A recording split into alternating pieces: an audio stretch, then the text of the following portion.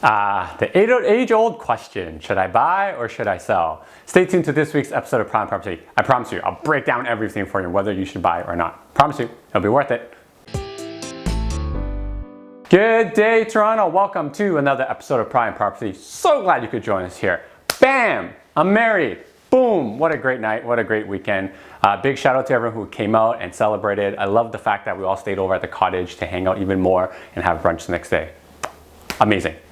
During the summertime when lease market is like in full swing and stuff gets snatched up in like 1 or maybe like 3 days, we get asked a lot this question. It's, should I rent or should I buy?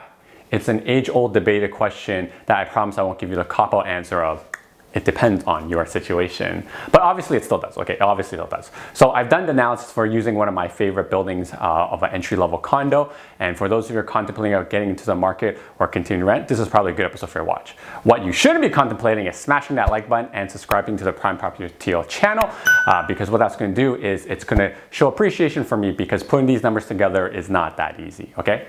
Now, we're going to be looking at the building, which is 25 Lower Simcoe, Infinity Condos, which is phase 4 of that building. It's right next to the Scotiabank Arena.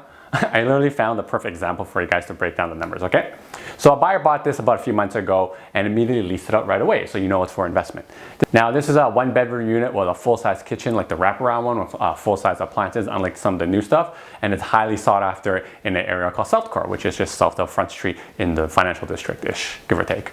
So what's the answer to the age-old question? Just buy it. Honestly, just buy it. Have a look at the numbers right here.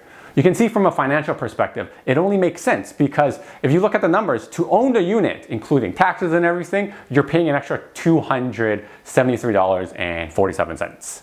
And that means you're in the market and you're getting appreciation, you're slowly paying down your mortgage. Whereas if you're renting, you're not really doing anything of that. You have the flexibility of it. Of course, you can always sell it, right? Don't forget, rental rates right now are going up and mortgage rates and interest rates are kind of staying where they are, even going down, depending on who you subscribe to. So furthermore, the other thing I want to add to you is this unit I actually think is worth about $2,200 a month, because I've seen units like this leased out for $2,200, if not more. It was, I think, underpriced a little bit, and that's why I got leased out in 1 day, just 1 day. So the difference is probably closer to like 200, 173 to be exact or so. Now, if you have the liberty of $125,000 for a 20% down payment, then yes, you want to make that move and you want to give me a call so we find the right one for you. My contacts are right here. What if you don't? And that's the biggest question I get asked. Saving up for that 20% down payment in Toronto is super hard because the cost of living is getting higher and higher and higher. So the option you have, and some of you guys may not know it, but I've been telling a lot of people to do this, is buy with 5% down. So when you're comparing the 5% down to renting, this is what the numbers look like, okay? It's about almost $900 a month, and that seems like a staggering number, and I don't doubt you for that. But this is due to the fact that you have to pay mortgage insurance because you're not 20%, and you also have a higher amount of mortgage. However, with an above average income of $60,000, you should be able to support that. Now, here's a chart I'm going to show you that this is where I put a lot of work in. If you were to save for that 20% down while making $60,000 above average income, and you save about 10% of that money, pre-tax money, okay? You see the yellow and red line? They never intersect, meaning that you're never going to catch the market if it appreciates at the 4% I put in. And keep in mind, the condos that we're looking at right now appreciates about 7 to 8% in the last 3 years. However, if you look at the purple line, it does intersect because 5%, you can save quick enough for that and you can get into the market.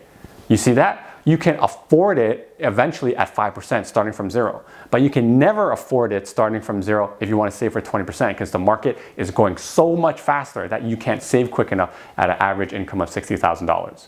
So that's shocking numbers, and if you want a more personalized kind of breakdown of where you are and where you stand in the situation and whether the new first-time homebuyer grant can help you with this, make sure you give me a call. My contacts will be right here. Until next time, guys, happy real estate. Bam, I'm married. What up? Now that you're done watching this one, how about this one? Oh, you know what? This one's good too. Ooh, this one's really good. You know what? Just watch them both.